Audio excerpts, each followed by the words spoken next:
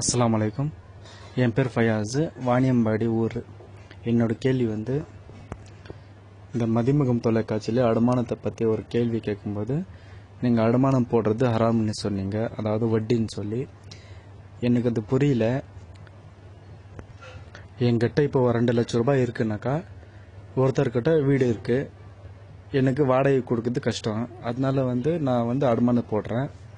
2 லட்ச ரூபாய் நான் கொடுத்தாக்கா வீட்டுக்கார் அந்த 2 லட்ச ரூபாய் யூஸ் பண்ணிக்கிறாரு. அதுக்கு பதிலாக நான் வீடு யூஸ் பண்ணிக்கிறேன். என்னோட காசு அவர் யூஸ் பண்ணுறாரு, அவர் வீடு நான் யூஸ் பண்ணுறேன். அது எப்படி வட்டி ஆகும்? அதே மாதிரி தான் 2 வருஷம் கழித்து திருப்பி அந்த காசு நான் வாங்கும்போது என்னோட காசோட மதிப்பு கம்மி தானே ஆகுது. அதாவது காலங்கள் போக போக 2 லட்ச ரூபாய் இருக்கிறது ஒரு 3 வருஷம் கழிச்சாக்கா அந்த 2 லட்ச ரூபாயோட மதிப்பு கம்மி தானே ஆகுது. எனக்கு தான் அது நஷ்டம் ஆகுது. அப்புறம் நான் நஷ்டம் சமாளித்து கூட வட்டின்னு சொல்கிறீங்க, அது எப்படி வட்டி ஆகும்? என்னுடைய 3வது கேள்வி அடமானத்து போடுறது வட்டி தான், அது ஹராம் தான் சொல்லி சரியான ஹதீஸ் இருக்கா, குரானோட வசனம் இருக்கா, ஆயத்து இருக்கா? அதான் என்னோட கேள்வி. இப்போ மற்ற பொருட்கள்லாம் வட்டின்னு சொல்லி எப்படி ஹதீஸ் இருக்கு, குரான் ஆயத்து இருக்கோ, அதே மாதிரி தான் அடமானத்து கூட இருக்கா? இது என்ன கேள்வி. அஸ்ஸலாமு அலைக்கும். வாணியம்பாடியை சேர்ந்த ஃபயாஸ் என்ற சகோதரர் கேட்கிறார். என்ன கேட்கிறாருன்னா, அடமானம் கூடாது என்று நீங்கள் சொன்னீர்கள். அது ஒரு வார மதிமுகம் தொலைக்காட்சியில் நான் சொன்னேன்றார். அடமானம் கூடாது என்பதற்கு அதுக்கு ஏதாவது ஆதாரம் இருக்குதா? அடமானம் செய்யக்கூடாது ஆதாரம் இருக்குதா குர்ஆன் ஹதீஸ்ல என்று கேட்கிறார். அதுபோக நம்ம ஒரு அடமானம் சொல்றாருன்னா, ஒத்தின்னு சொன்னோம்ல, அதை ஒரு அடமானம் விளங்கிட்டார். அடைமானத்திற்கும் ஒத்திக்கு மத்தியில பெரிய வித்தியாசம் இருக்கு. இஸ்லாத்தில் அடமானம் கூடுமா என்று கேட்டால் கூடும்.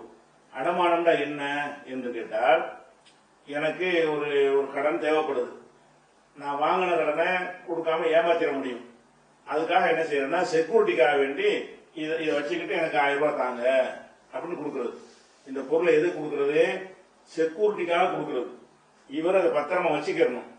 நான் 1000 ரூபாய் கொடுத்து திருப்பி தந்துடணும். அடமானம் நீங்க வாங்கின ஒன்றை நீங்க யூஸ் பண்ணக்கூடாது. அடமானங்கிறது எதுக்கு வாங்குறதுன்னு கேட்டா, அதுல உள்ள பயனை பெறுவதற்காக வாங்குறதல்ல அடமானம். வேற எதுக்காக வேண்டி? கொடுத்த கடன் வரக்கூடாது என்று செக்யூரிட்டிக்காக வேண்டி. இப்ப பேங்க்ல நீங்க மார்க்கத்துல கூடாது புரிஞ்சுக்கிறதுக்காக வேண்டி பேங்க்ல உங்க வீட்டை என்ன செய்யறீங்க, அதை வச்சு அடமானமா வச்சு ஒரு கடனை வாங்குறீங்க.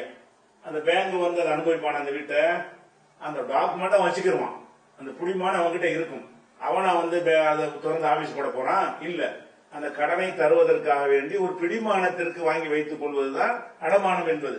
ரசூலுல்லாஹ் அடமானத்திற்கு நினைஞ்சிருக்காங்கன்னா, கொஞ்சம் கோதுமையை வாங்குறதுக்காக வேண்டி தன்னுடைய கவச ஆடையை கொடுத்துலாம் வாங்கி இருக்கிறார்கள், யகூதிட்ட வாங்கி இருக்கிறார்கள் என்றெல்லாம் ஆதாரம் இருக்கிறது. இது புகாரில 2522வது 2252வது ஹதீஸில் இருக்கிறது. அடமானம் என்று நல்ல விளைக்கணும். அடமானம் சொன்னா ஒரு அமானிதம் மாதிரி. அடமானமாக நம்ம உதாரணமா ஒருத்தர் வீடு வச்சிருக்கிறார். அவருக்கு ஒரு பெரிய 5 லட்ச ரூபாய் கடன் தேவைப்படுகிறது. 5 லட்ச ரூபாய் சும்மா கொடுத்தோம்னு சொன்னா, நான் எப்ப வாங்கணும்னு சொல்லிடுவாரு. உலகம் அப்படிப்பட்ட உலகமா இருக்கிறது. அந்த மாதிரி இருக்கும்போது அந்த 5 லட்ச ரூபாய் கொடுப்பதற்கு அந்த வீட்டு பத்திரத்தை நீங்க வச்சுக்கோங்க. அந்த பத்திரம் இருந்தா அவர் விற்க முடியாது, ஒண்ணு செய்ய முடியாதுல. அது ஒரு குடிமானம் ஆயிரும்.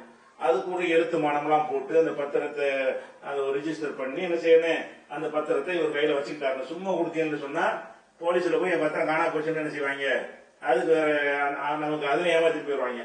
பத்திரத்தை வாங்கி கொண்டு கொடுக்க நினைச்சாலும் கூட அதுக்கெல்லாம் சில முறை இருக்கிறது. அப்படி பத்திரத்தை வாங்கி கொண்டு நம்ம கொடுக்குறோம் என்று சொன்னால், எதுக்கு அந்த பத்திரத்தை வாங்குறோம்? அவன் தராம ஏமாத்தினா இந்த பத்திரத்தை வச்சு நம்ம என்ன செய்வோம், நம்ம அது விற்கிறதுக்கோ வேற எதற்கோ அதுல அந்த கொடுக்கும்போது அதெல்லாம் எழுதிடுவாங்க. அந்த மாதிரி ஒரு பவர் மாதிரி வாங்கிடுவாங்க. அந்த மாதிரி செஞ்சால் அது தப்பு இல்ல, கூடும். ஏன்னு கேட்டா, அந்த பத்திரத்தை வாங்கிக்கிட்டமே தவிர வீடு அவன்கிட்ட தான் இருக்க போகுது, வீட்டுக்குள்ள நம்ம போய் குடியேற போறது இல்ல. இதுக்கு பேர் தான் அடமானம். அடமானம் மார்க்கத்துல கூடும். அல்லாஹ்வே குர்ஆன்ல என்ன செய்யறான், ஃபரிஹானு மக்பூலா, நீங்கள் கடன் கொடுத்தீர்களே ஆனால் ஒன்னை எழுதி கொள்ளுங்கள், இல்லை என் சாட்சி கீழ்ச்சி கிடைக்கல என்று சொன்னா அடமானமா ஒன்றை பெற்றுக்கொண்டு கடன் கொடுங்கள் என்று குர்ஆன்ல சொல்லப்படுகிறது. அதனால ரசூலுல்லாஹ்வே அடமானமா கொடுத்து நினைச்சிருக்காங்க, கோதுமையை வாங்கி இருக்கிறாங்க. அடமானம் கூடுமான்னா, அடமானம் அவங்க என்ன விளங்கிட்டாங்கன்னு கேட்டா, இந்த அடகு கடைன்னு வச்சு வட்டி வாங்குறாங்க இல்ல, அதை விளங்கிட்டாங்க. நம்ம ஊர்ல அப்படி ஆகி போச்சு அடமானத்துக்கு அர்த்தம். நம்ம நாட்டுல அடமானம்னா என்னது, வட்டி கடன் அர்த்தம் ஆயிடுச்சு. இஸ்லாத்துல அடமானம் என்பதற்கு என்ன அர்த்தம்னு கேட்டா, அதை வந்து நம்ம பயன்படுத்தக்கூடாது. அவன் என்ன மாதிரி தந்தானோ அப்படி திருப்பி கொடுத்துடணும். வேற எதுக்கு வாங்கி வைக்கிறோம் என்று கேட்டால், கொடுத்த காசை வந்து திருப்பி வராட்டி அதை என்ன செய்யலாம், அதுக்காக வாங்கி வச்சுக்கிறது. இதை விளங்கிக்கணும். எந்த அளவுக்கு ரசூல் அடமானத்துக்கு சொல்றாங்கன்னு கேட்டா, இப்ப அந்த காலத்துல என்ன செய்வாங்கன்னு கேட்டா, ஒரு குதிரை வச்சிருப்பாங்க. குதிரையை கொண்டு வச்சுக்கிட்டு, நீ வந்து எனக்கு ஒரு 5000 ரூபாய் கொடு, நான் 5000 ரூபாய் கொடுத்து குதிரையை மீட்டிக்கிறேன்னு சொல்றாங்க. அப்ப இந்த குதிரை மாதிரி குதிரை ஒட்டகம் இந்த மாதிரி வாகனத்தை வந்து நீங்கள் வந்து அடமானமா பெற்றீர்கள் சொன்னா, அந்த குதிரைக்கு நீங்க தீனி யார் போட, அவன்ல போடணும். குதிரைக்கு சொந்தக்காரன் யாரு? குதிரையை கொண்டாந்து எங்கிட்ட அடமானமா வைக்கிறான். சட்டி குட்டியை தந்தான்னா நம்ம பாட்டு தான் வச்சிருவேன், அது செத்து போகாது. குதிரையை கொண்டாந்து என்கிட்ட வந்து 5000 வாங்கிட்டு போயிட்டான். ஒரு வருஷம் கழிச்சு என்கிட்ட வந்து வாங்க வருவான். ஒரு வருஷம் வரைக்கும் அதுக்கு யார் தீனி போடுவா? தீனி போட செத்து போயிருமே, அடமானத்துக்கு மீனிங் இல்லாம போயிடும். அப்ப ரசூல்லா சொல்றாங்க, இந்த வாகனம்னா காரு பஸ்ஸுக்குள்ளது இல்ல, அந்த காலத்துல இருந்த உயிர் உள்ள வாகனம், அதாவது குதிரை ஒட்டகம், இந்த மாதிரி வாகனங்களை நீங்கள் அடமானமா கொடுத்தால் அதுக்கு நீங்கள் செலவழிக்கிற காரணத்தினால் அதை நீங்க சவாரி செய்து கொள்ளுங்கள். செலவழிக்கணும்ல, அந்த சொத்து அவனுடைய சொத்தா இருக்கு, அதுக்கு தீனியை நம்ம தானே போடுறோம். போடுற தீனி கூலியாக நம்ம என்ன செய்யணும், மாடா இருந்தா வண்டியில கூட உழவு வரைக்கும் பார்க்கலாம், வண்டி மாடா கூட்டிக்கலாம், குதிரையா இருந்தா ஏறி சவாரி செஞ்சு போகலாம். அதெல்லாம் என்ன இல்ல, வட்டியில வராது. ஏன் வராது? அடமான ரூபாய் அப்படியே தருவோம், அப்படி கொடுத்துட போறோம். எக்ஸ்ட்ரா நம்ம செலவழிக்கிறோம். அடமானத்தையும் தனியா கொடுத்துட்டு கூடுதலாக நம்ம என்ன செய்யறோம் என்று கேட்டால், தினசரி அதுக்கு புல்லு போடுறோம், கொள்ளு போடுறோம், அதுக்கு தேவையான தவிடு போடுறோம், புண்ணாக்கு போடுறோம். இந்த விஷயங்கள்லாம் நம்ம கையில இருந்து செலவழிக்கிறோம். கையில இருந்து செலவு செய்யாட்டி அடமானத்துக்கு மீனிங் இல்லாம போயிடும். அப்ப ரசூல் என்ன செய்யறாங்கன்னா, அர்ரஹ்னு யூர்கபு நஃபகத்திஹி, புகாரில் 2511வது ஹதீஸ். அடமானம் பெற்ற பொருள் வந்து அடமானம் பெற்ற வாகனங்கள், அந்த வாகனங்கள் வந்து அதற்கு செலவழிக்கிற காரணத்தினால் அதில் சவாரி செய்து கொள்ளலாம். அந்த அடமானத்துக்கு தான் அனுமதிக்கிறாங்க, விளைக்கிறேன். அது மத்தது கூட தான் அர்த்தம். எதனால் அனுமதிக்கிறாங்கன்னு கேட்டா, நஃபகத்திஹி, இதை வந்து நான் அடமானம் வாங்கிட்டேன், இதுக்கு என்ன நான் செலவழிக்க போறேன், வைக்க போறேன். இந்த பொருளை வந்து இது செத்து போயிருமா, இதுல தீனி போடணுமா, பேசாம வாங்கி வைப்ப, திருப்பி கொடுத்துட வேண்டியதான். அப்ப அடமானத்துக்கு எதுவும் வாங்கக்கூடாது என்ற காரணத்தினாலதான் இந்த வாகனத்தை நீங்கள் அடமானமா பிடிச்சீங்கன்னு சொன்னா, நீங்க என்ன செய்யலாம், அதுவும் நீங்க சவாரி செஞ்சுக்கலாம். அல்லது ஒரு பசுமாட்டை கொண்டாந்து உங்கள்கிட்ட அடமானமா கொடுத்து விட்டான், அதுல இருக்கும்போது என்ன செய்யறது, அதுக்கு தீனியை போடுறீங்க, குட்டி போடுது, பால் கறக்குதா, அந்த பாலை குடிச்சுக்கிறங்க நீங்க, அது தப்பு கிடையாது. ஏன் நீங்க சும்மா பால் குடிக்கல, அந்த மாட்டுக்குரிய தீனி நீங்க போடுறீங்க. அதனால தர்றி இதாக்கான மருகூனன், அடைமானம் பெறப்பட்டது பால் மாடாக, பால் கறக்கும் மாடாக ஒட்டகமாக இருக்கும் என்று சொன்னால், அதுல இருந்து நீங்க பால் கறந்து குடிந்து கொள்ளலாம். இது புகார்ல 2511வது ஹதீஸில் இருக்குது. இதுல என்ன விளங்குது, மற்றதுக்கு வந்து நம்ம தீனி போடுற விஷயம் இல்லாட்டி அதை யூஸ் பண்ணக்கூடாதுன்னு அர்த்தம். அப்ப நீ யூஸ் பண்றதை போயிட்டு ஒத்திங்கிறது யூஸ் பண்றீங்க, ஒத்திங்கிறது என்னது, அடமானமாது. ஒத்தினா என்ன அர்த்தம், போகியம்பாங்க சில பகுதிகளில், சில பகுதியில் ஒத்தியும்பாங்க. இந்த வார்த்தை பழக்க வாணியம்பாடியா இருக்கனால உங்களுக்கு அந்த உருது மக்களுக்கு இந்த சொல்லு வந்து புரியலன்னு நினைக்கிறேன். அதனால ஒத்தின வந்து அடமானம் நீங்க கேட்கறீங்க. ஒத்தி வைத்தல், போகியம் கொடுத்தல் என்பதற்கு என்ன அர்த்தம் என்று கேட்டா, நான் ஒரு வீடு வச்சிருப்பேன், எனக்கு ஒரு 10 லட்சம் ரூபாய் அவசரமா தேவைப்படும். அப்ப நான் என்ன செய்வேன்னு கேட்டா, 10 லட்சம் ரூபாய் வச்சுக்கிற உங்கள்கிட்ட வந்து நான் கேட்பேன், நீ 10 லட்சம் ரூபாய் கொடு, இந்த வீட்டை நான் உனக்கு தந்துடுறேன், நீ இந்த வீட்டுல நீ இருந்துக்க, நீ பயன்படுத்திக்க, நீ வாடகை எல்லாம் தர வேணாம், நீ எப்ப ரூபாயை தர்றியோ அப்ப நான் திருப்பி தந்துடுறேன் அப்படின்னு சொல்லி ஒருத்தன் கொடுக்குறமே, இது வந்து அடமானமாயுது, இஸ்லாம் சொல்லக்கூடிய அடமானமாயுது. நீங்க எப்படி யூஸ் பண்ணுவீங்க, அவன் செக்யூரிட்டிக்காக அந்த ரூபாயை கொடுத்தீங்கன்னு சொன்னா பத்திரத்தை வாங்கி வச்சுக்கிறது ஓகே. அது இல்லாம நீங்க என்ன பண்றீங்க, இப்ப இந்த புடிமானம், பத்திரம் தான் புடிமானம், சொத்துக்கு புடிமானம் எது, அதுக்கு பாக்கெட் வச்சுக்க முடியாதுல, சொத்துக்கு புடிமானம் என்பது பேப்பர் தான். இந்த பேப்பர் வச்சு நீங்க கொடுத்துட்டீங்கன்னா அந்த ஒண்ணும் செய்ய முடியாதத அப்படிங்கிற பொருட்கள் நீங்க எடுத்துக்கொள்றீங்க. கண்டிப்பா உங்களுக்கு கடனை மீட்டினா தான் அந்த சொத்து வந்து என்ன செய்ய முடியும், உரிமை கொண்டாட முடியும்னு ஆக்கலாம். அப்படியான ஒரு விஷயமா இல்லாம நீங்க ஒத்தி இப்ப என்ன பண்றீங்கன்னு கேட்டா, உங்க தேவைக்காக வேண்டிய 5 லட்சம் ரூபாய் 10 லட்சம் ரூபாய் வாங்கிக்கிட்டு இந்த வீட்டை அவனுக்கு கொடுக்குறீங்க. அதை வீட்டுல அவன் என்ன செய்யறான்னு கேட்டா, நான் உங்கள்கிட்ட வாங்கிட்டு என் வீட்டு தர்றேன்னா நீங்க என் வீட்டுல குடியிருக்கிறீங்க. அதை நான் ஒருத்தங்க வாடகைக்கு விட்டா எனக்கு எவ்வளவு கிடைக்கும், மாசத்துக்கு ஒரு 50,000 ரூபாய் வாடகை கிடைக்கும். அதை நீங்க தரல, நீங்க திங்கிறேன்னு அர்த்தம். நீங்க வாடகை கொடுக்காம அதுல இருந்தீங்கன்னு சொன்னா, ஏன் கொடுக்காம இருக்கிறீங்க, உங்க பணம் என்கிட்ட இருக்கிறதுனால, உங்களுடைய 10 லட்சம் ரூபாய் என்னிடத்துல இருக்கிற காரணத்தினால் இந்த 10 லட்சம் ரூபாய்க்கு வட்டியாக நீ வாடகையை தர வேணாம். அதுல நீங்க அடைகிற ஆதாயம் என்னது? வட்டி தானது. அது எப்படி அடமானத்துல எப்படி இந்த லாபம் பெற முடியும்? இந்த மாதிரி ஆடு மாடுக்கு தானே மார்க்கத்தில் அனுமதி சொல்லப்பட்டிருக்கிறது, பயன்படுத்திக் கொள்ளலாம். அது தீனி போடுறதுனால. அப்படி இருக்கும் பொழுது அந்த வீடுகளை வந்து நீங்க என்ன செய்றீங்க, அதை வந்து நீங்க அடமானமா பெற்றுக்கொண்டு அது அதிகமான ரூபாயை வாங்கி என்ன செய்யலாம், அட்வான்ஸ் வாங்கிட்டு கொடுக்கலாம், உதவியா செய்யுங்க. அதுக்கு பிடிமானமாக பத்திரத்தை வாங்கி வச்சுக்கிறங்க, அதுல வீட்டை பூட்டி சாவி எடுத்து வச்சுக்கிறங்க, நீ ரூபாயை தரும்போது நீ உள்ள போய்க்க அப்படின்னு சொல்லாமே தவிர, அந்த வீட்டுல நீங்க பயன்படுத்தினால் வேற ஒருத்தன் பயன்படுத்தினால் வாடகை கொடுப்பான்ல, அந்த வாடகை அந்த ஓனருக்கு சேரும்ல, அதை நீங்க கொடுக்காம தான் இருக்கிறீங்க.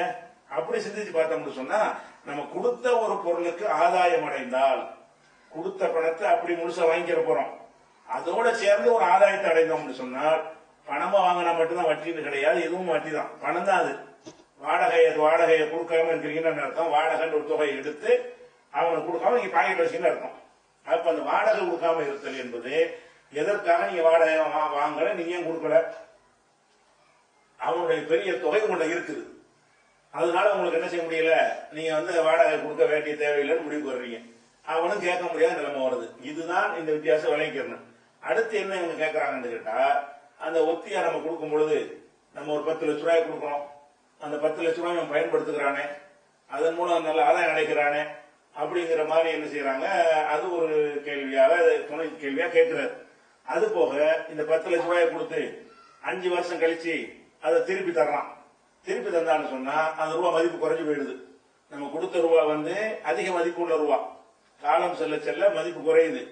மதிப்பு குறைஞ்சுன்னு சொன்னா நமக்கு லாஸ் ஆகத்தானே செய்யுது. லாஸ் ஆகுறதுனால வாங்கலாம் தானே இப்படிலாம் நியாயம் கற்பிக்கிறீங்க. லாஸ் ஆகுறதுக்கு காரணம் என்னன்னு கேட்டா, நம்ம நிர்வாகம் அரசாங்கம் சரியில்லைங்கிறோம்னா உங்களுக்கு லாஸ் ஆகுது. அமெரிக்காவில் லாஸ் ஆகுமா? அந்த நாட்டுகளில் கரன்சி எல்லாம் இறங்குமா, மதிப்பு இறங்குமா, கூடுமா? கூடும். இவங்க கையாளாத நிர்வாகம் என்ற காரணத்தினாலதான் அன்னைக்கு 100 ரூபாய் இருந்தா 100 ரூபாய் போச்சு. அப்படி போனது காரணம். மேலும் மேலும் குறையுது. இவன் அரசாங்கம் செய்யற தப்புனால அதனுடைய மதிப்பு குறையுதே தவிர ரூபாய்க்கு மதிப்பு குறையவே இல்லை. அது வந்து இவன் என்ன செய்யறான், அதை அதிகமான ரூட்டை பழக்கத்துல விட்டு மக்கள் அத்தனை பேருக்கும் என்ன செய்யறான், சரி அவன் பயன்படுத்தாட்டம் நாங்க கேட்கிறோம், பயன்படுத்தினால குறைஞ்சு போச்சுங்கிறீங்க ரூபாயோட மதிப்பு. சரி அந்த 10 லட்சம் ரூபாய அவனுக்கு கொடுக்காம நீங்க பெட்டியில பூட்டி வச்சிருக்கீங்க, 5 வருஷம் கழிச்சு எடுக்கிறீங்க, அப்ப என்ன செய்யுது, மதிப்பு குறையும்ல. அந்த மதிப்பு குறைஞ்சது அவன காரணம். மதிப்பு குறைஞ்சதுக்கு ஒத்திக்கு நீங்க வாங்கினாலும் மதிப்பு குறையும். ஒத்திக்கு வாங்காம நீங்க அந்த ரூபாயை வந்து உங்க பெட்டியில போட்டு பூட்டி வச்சிட்டீங்க, ஒரு 5 வருஷத்துக்கு கழிச்சு அந்த ரூபாய் எடுக்கிறீங்க. 5 வருஷத்துக்கு முன்னாடி அதனுடைய மதிப்பு என்னவோ அந்த மதிப்புக்கு இது இருக்குமா? அன்னைக்கு உள்ள 5 லட்சம் ரூபாய்க்கு வாங்கின தங்கத்தை இன்னைக்கு உள்ள 5 லட்சம் ரூபாய்க்கு வாங்க முடியுமா? முடியாது. அப்ப இது எதனால குறைஞ்சி? இது வந்து இது வாங்கின மேலே குற்றம் இல்லை, உங்க மேலே குற்றம் கிடையாது, அவனால குறைஞ்சிச்சா இது? எப்ப நீங்க கேட்கலாம், எவனாலே குறைஞ்சது இவன்கிட்ட போய் தண்டம் கேட்கறீங்க.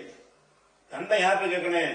இவன் அந்த கடன் கொடுத்தீங்களா அவனால் அந்த பதிப்பு குறைஞ்சிச்சா, அல்லது இயற்கையாக குறைஞ்சிருக்கா, அவன் அல்லாத வேற ஒரு சக்தியினால குறைஞ்சிருக்குதா, அரசாங்கத்தினால குறைஞ்சிருக்குது. அரசாங்கத்தினால எனக்கு அதை குறைஞ்சு போச்சு, நீ அதை கொடுங்க என்ன அர்த்தம்? நீங்க வாடகையை கொடுக்காம இருப்பதற்கு சொல்ற காரணம் என்னன்னு கேட்டா, என்னுடைய 5 லட்சம் ரூபாய் வந்து நீ தரும்போது மதிப்பு குறைஞ்சு போச்சுல, அப்படித்தானே காரணம் சொல்றீங்க. அது மதிப்பு குறைஞ்சதை பயன்படுத்துறதுனாலயா? இல்ல. அதுல உங்கள்கிட்ட வாங்கின அடமானத்தை என்ன செய்யறான், ஏதோ தொழில் தான் வாங்கினா அதை பயன்படுத்தாம பெட்டியில பூட்டி வச்சுட்டான், 5 வருஷம் கழிச்சு கொண்டா எடுத்து கொண்டா தர்றான். இப்ப குறைஞ்சு போச்சு, ஏன் குறைஞ்சி? அவன் என்ன செஞ்சாங்க, ஒண்ணு செய்யட்டாலும் குறையும். அப்ப குறையிறது கூடுவதெல்லாம் ஒரு சரியான ஒரு அரசாங்கம் அமைந்தால் சீராக இருக்கும். சிறப்பான அரசாங்கம் அமைந்தால் அன்னைக்கு உள்ள 5 லட்சம் ரூபாய் இன்னைக்கு 10 லட்சம் ரூபாய் கூட ஆகிடும், மதிப்பு ஆகிடும். அப்படி சில நாடுகளுடைய வளர்ந்த நாடுகளுடைய ரூபாய் எல்லாம் மதிப்பு ஏறிக்கொண்டே இருக்கிறது. அந்த மாதிரி உள்ள நிலைமை இருக்குது. அதனால வந்து எங்க மதிப்பு பொருளுக்கு நஷ்டம் ஏற்படுத்தி விட்டாருன்னா அவர் ஏற்படுத்தல, நஷ்டமாயி இருக்கிறது. அது வந்து உங்களுக்கு எங்க வச்சிருந்தாலும் ஆயிருக்கும். பேங்க்லயே போட்டு வச்சிருக்கீங்க, அப்ப பேங்க்ல போட்டு வச்சதை வந்து வட்டிக்கு இந்த நியாயப்படுத்தலாம்ல உங்கள் வாதப்படி ஒருத்தன் 10 லட்சம் ரூபாய் பேங்க்ல போடுறான், 5 வருஷம் கழிச்சு எடுக்கிறான். அந்த 10 லட்சம் ரூபாய் மதிப்பு என்ன? அது 7 லட்சம் ரூபாய் தான் இருக்கும். அதுல 5 லட்சம் ரூபாய் மதிப்பு தான் இருக்கும். நம்பர் தான் 10 லட்சம், அதனுடைய மதிப்பு எவ்வளவு இருக்கு? 5 லட்சம் இருக்கும்.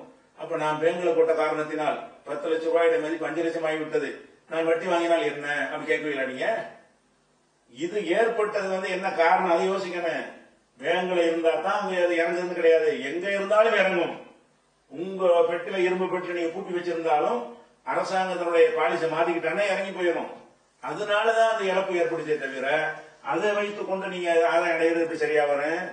அல்லது உங்களுக்கு பண மதிப்புடைய அந்த ஆபத்திற்கு தப்பித்துக் கொள்ள விரும்பினீர்களே ஆனால் அந்த கடனாக பெற்று இந்த ஒத்திக்கு வாங்குறீங்கல்ல, வாடகை கரெக்டா கொடுத்துருங்க. அந்த ரூபாய்க்கு நீங்க என்ன செய்யணும்னு கேட்டா, ரூபாயாக பேசாம இந்தாப்பா 5 லட்சம் ரூபாய் என்கிட்ட வாங்குற, இந்த பேப்பர் விட்டு தரல, இன்னைக்கு இந்த ரூபாய்க்கு வந்து இத்தனை பவுன் தங்கம் வாங்கலாம். இந்த பேப்பர்ல பாரு, மார்க்கெட் டிவியை பாரு என்ன, அப்ப இந்த கோல்டு பிரைஸ் அப்ளிகேஷன் எடுத்து பாரு. அப்ப இந்த ரேட் வந்தா நீ எனக்கு திருப்பி தரும்போது இந்த தங்கம் வாங்குற ரூபாய் நீ தரணும். குறைஞ்சாலும் குறைச்சு தந்துரு, கூடுனாலும் கூட தந்துரு என்று நீங்கள் அறிவுபூர்வமாக செஞ்சு அந்த அக்ரிமெண்ட் செஞ்சிருந்தீங்கன்னா அந்த நஷ்டம் வராது. நீங்க 5 லட்சம் கொடுத்து 20 லட்சம் கூட வாங்க வேண்டி வரும். ஏன்? அவங்க நோட்டுடைய மதிப்பு இறங்கி போச்சுன்னு சொன்னா உங்க கொடுத்த மதிப்பே உங்களுக்கு வேணும் என்று சொன்னீர்களே, ஆனால் அவங்ககிட்ட என்ன செய்யணும், நீங்க அக்ரிமெண்ட் போடும்போது இந்த பேப்பருக்கு மதிப்பு இல்ல, உன்னை என்ன ஏமாத்துறாங்க அரசாங்கத்துல, அதனால இன்னைக்கு நான் 1 லட்சம் ரூபாய் கொடுத்துட்டு 1 வருஷம் கழிச்சு நீ தந்தீங்கன்னா 10,000 ரூபாய் தான். இது பெரிய அயோக்கியத்தனமா இருக்குது. அதனால இன்னைக்கு தங்கத்தை தான் உலகம் பூரா உள்ள மார்க்கெட்ல நம்ம எடுத்துக்குவோம், மூலதனம் தங்கம் தான். இன்னைக்கு நான் தரக்கூடிய 1 லட்சம் ரூபாய்க்கு வந்து இவ்வளவு தங்கம் வாங்கலாம், அப்ப நான் உனக்கு தங்கத்தை தான் தர்றேன் வச்சுக்க. நீ திருப்பி தரும்போது இதே கிராம் எடைக்கு உள்ள தங்கத்தை கொடு அல்லது அதற்கு ரூபாய் கொடு. இது மார்க்கத்தில் தப்பு கிடையாது. ரெண்டாவது உங்களுக்கு லாஸ் கிடையாது. அரசாங்கம் செய்யற கிறுக்குத்தனத்தில் ஒருத்தங்க அநீதி இழைக்கக்கூடிய நிலைமை ஏற்படாது. அப்படி நீங்க அறிவுபூர்வமா அதை அணுகணுமே தவிர எவனோ செய்யற ஒரு இழப்புக்காக வேண்டி இவன் தண்டம் வாங்குறது நியாயம் கிடையாது. அப்ப நீங்க 10 லட்சம் ரூபாய் வாங்கின பிறகு அந்த வீட்டை நீங்கள் பயன்படுத்த கூடாது. நீங்கள் பயன்படுத்தினீர்கள் ஏன்னா அடமானத்துறை சட்டத்தை மீறுறீங்க. நீங்க வாங்கினது அடமானம் அப்படிதான் சொல்றீங்க. அடமானம்னா நீங்க யூஸ் பண்றீங்க, அடமானம் கொடுத்து பூட்டி வச்சிருங்க, ரூபாய் திருப்பி கொண்டே கொடுங்க, அது ஓகே. நீங்க அடமானம் வார்த்தை யூஸ் பண்ணிக்கிறீங்க. இந்த உலகத்து அடமானம் இல்ல, நடைமுறை மார்க்கத்தில் உள்ள அடமானம். மார்க்கத்தில் உள்ள அடமானம்ங்கிற வார்த்தை யூஸ் பண்ணிக்கிறீங்க. நீங்க வட்டியுடைய செயல்பாட்டை அதை கொண்டு வைக்கிறீங்க, அதை போய் நீங்க அடமானம்னு பேர் தப்பா சூட்டி கொள்றீங்க. அதனால ஒரு அடமானம்ங்கிறதுல இது வரவே வராது. அடமானம்னா நீங்க உள்ள இருக்கக்கூடாது, பூட்டிட்டே சாவி எல்லாம் அவனுக்கு கொடுத்துருங்க, ரூபாயை தந்துட்டு நீ என்ன செய்ய என் சாவியை கொடு அப்படின்னு சொல்லி கொடுங்க, பத்திரத்தை கொடுக்குற மாதிரி. நீங்க குடியிருப்பீங்கன்னு சொன்னா நல்ல வீடா இருக்குது கிடைக்காது, 10 லட்சம் வச்சுக்கிறங்க, என்ன வாடகை அதை வாங்கிக்கிறங்க அப்படி கொடுங்க. அப்படின்னா நீங்க கொடுத்த காசுக்கு எந்த ஆதாயத்தையும் அடையல. சரியா? அது நம்பிக்கைக்காக கொடுத்துருக்கீங்க. இப்படிதான் வாங்கிக்கணும்னு அதுல குழப்பம் கிடையாது.